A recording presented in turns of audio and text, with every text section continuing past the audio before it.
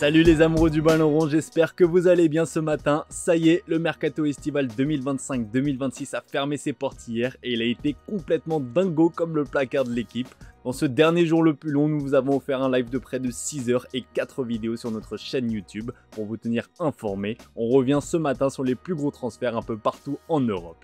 Si on doit décerner la palme au meilleur mercato en France, l'Olympique de Marseille est un sérieux candidat avec 12 arrivées et 15 départs au total comme le récapitule la Provence. Le club phocéen a déboursé près de 90 millions d'euros cet été pour moins de 74 millions d'euros récoltés.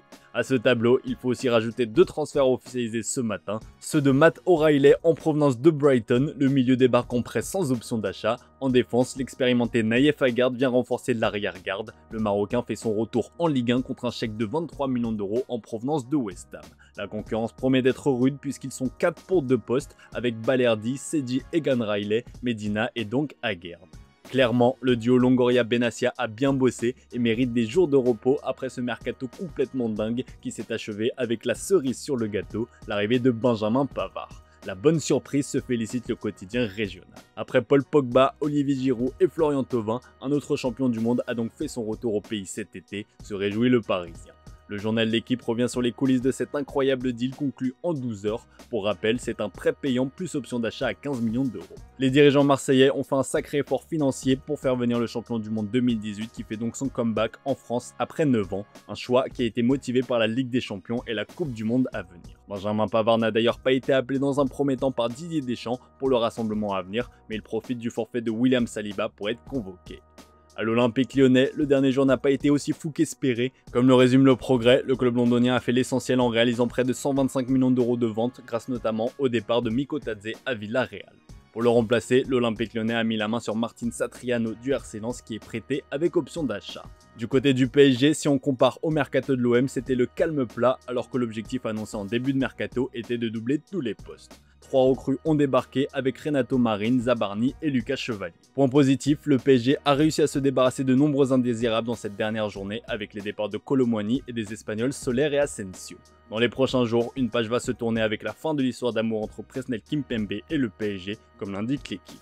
Au club depuis 20 ans, le Titi parisien devrait partir au Qatar comme un certain Marco Verratti. Le champion du monde s'est résolu à partir et le PSG a se séparé d'un élément essentiel à son vestiaire mais incapable de revenir au haut niveau après sa rupture du tendon d'Achille en 2023. Le club de la capitale va dire au revoir à Presco et à son gros salaire estimé à 640 000 € brut mensuels, la fin d'une ère à Paris. En Italie, le final a été explosif comme le résume la Gazzetta dello Sport sur sa une ce mardi. Adrien Rabiot signe à l'AC Milan et retrouve Massimiliano Allegri. Le club lombard va disposer d'un milieu de terrain XXL avec la paire Rabiot-Modric. L'Inter a réalisé un joli coup en obtenant le prêt de Manuel Akanji pour pallier au départ de Pavard à l'OM. La nouvelle a été officialisée ce matin. Et enfin, Loïs Openda vient renforcer l'attaque de la Juventus qui aura un fort accent de Ligue 1. Tuttosport parle d'une attaque de feu pour évoquer le trio David, Openda et Zegrova qui a signé hier soir. La lutte pour le Scudetto promet d'être acharnée cette saison puisque tous les clubs italiens se sont renforcés. Le Corriere dello Sport résume les gros coups de l'été en Italie avec notamment les arrivées de Kevin De Bruyne, Modric, Morata et tant d'autres. Le quotidien transalpin tient aussi à féliciter Gigio Donnarumma pour son transfert à Manchester City. Au pays, on s'inquiétait grandement pour l'avenir du gardien numéro 1 italien qui va donc garder les cages de l'un des cadors de Première Ligue. Le transfert a été officialisé ce matin après l'annonce du départ d'Ederson du côté de Fenerbahçe. İlkay Gündoğan devrait aussi le suivre en Turquie. Comme l'annonce Fabrizio Romano, Manchester City a autorisé le joueur à se rendre à Istanbul pour les ultimes négociations et la visite médicale. Gündoğan pourrait signer un contrat jusqu'en 2027 avec Galatasaray, le champion de Turquie. On file dans le royaume de Sa Majesté pour évoquer cette dernière journée complètement dingue. Comme à son habitude, la Première Ligue a dépensé des sommes folles durant cette fenêtre de transfert. C'est simple, Liverpool a réalisé le mercato le plus dépensier de l'histoire avec plus de 500 millions d'euros.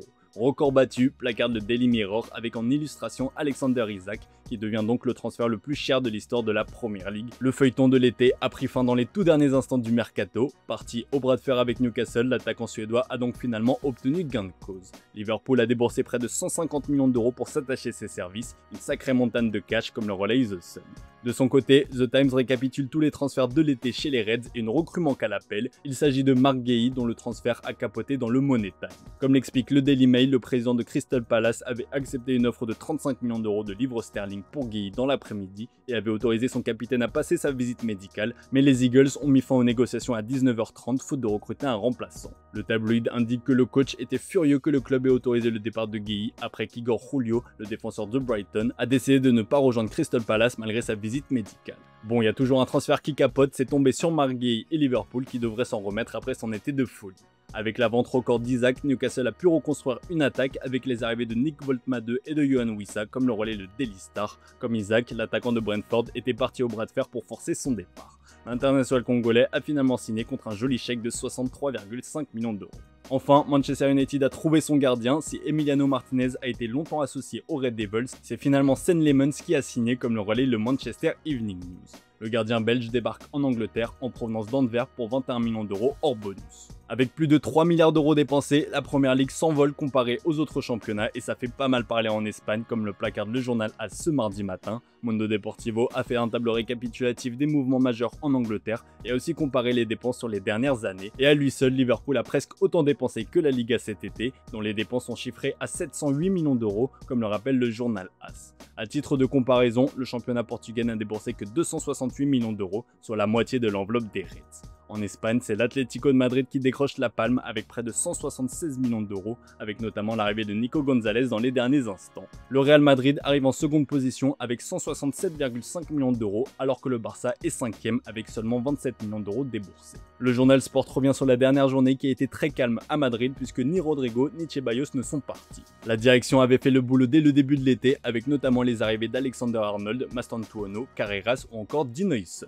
On termine ce tour de la presse sportive en Catalogne avec Fermín López qui reste un coulé, se réjouit Mundo Deportivo dans son édition du jour. Annoncé dans le viseur de Chelsea, la pépite de la Masia a finalement décidé de rester au sein de son club formateur. Le journal revient sur ce dossier, expliquant qu'il n'y a pas vraiment eu d'affaire Fermín à proprement parler, puisque le joueur n'a pas demandé à partir. Certes, une offre de Chelsea est arrivée, mais le Barça n'a même pas répondu, car le montant proposé par le club londonien était considéré comme totalement hors marché, surtout pour un joueur qui ne souhaitait pas être transféré. Ces rumeurs de départ ont toutefois pas mal affecté le vestiaire du Barça. L'entraîneur Hansi Flick a d'ailleurs poussé un coup de gueule retentissant après le match nul face au Rayo Vallecano. Le journal Sport reprend une phrase forte du coach allemand, les égos tuent le succès. Ensemble, il a notamment déploré l'attitude de certains, constatant une trop grande différence par rapport à l'an dernier. Comme l'indique Sport, c'était un message essentiel à faire passer aux joueurs avant la trêve internationale. Pour rappel, si le mercato a fermé ses portes dans les 5 grands championnats, il reste certains pays qui ont encore quelques jours pour réaliser leur emplette. Ce mardi 2 septembre, le mercato va se refermer aux Pays-Bas, au Brésil et en Norvège. L'occasion pour les clubs de ces championnats de procéder à quelques mouvements de dernière minute. Le championnat autrichien refermera ses portes le vendredi 5 septembre, tandis que le samedi 6 septembre, la Croatie et l'Ukraine verront leur mercato s'achever. Pour la Belgique, il y a encore jusqu'au lundi 8 septembre pour faire des transferts, même chose pour le championnat polonais. Les championnats tchèques, roumains et suisses verront leur mercato s'achever le mardi 9 septembre, et pour le championnat saoudien, la fin du mercato est prévue le jeudi 11 septembre. Enfin, la Russie, la Turquie et la Grèce ont jusqu'au vendredi 12 septembre pour réaliser leur dernier transfert. Voilà les amis, c'est tout pour ce matin, merci pour votre fidélité, très belle journée à vous. Comme d'hab, on se retrouve en fin d'après-midi pour le traditionnel JT Foot Mercato.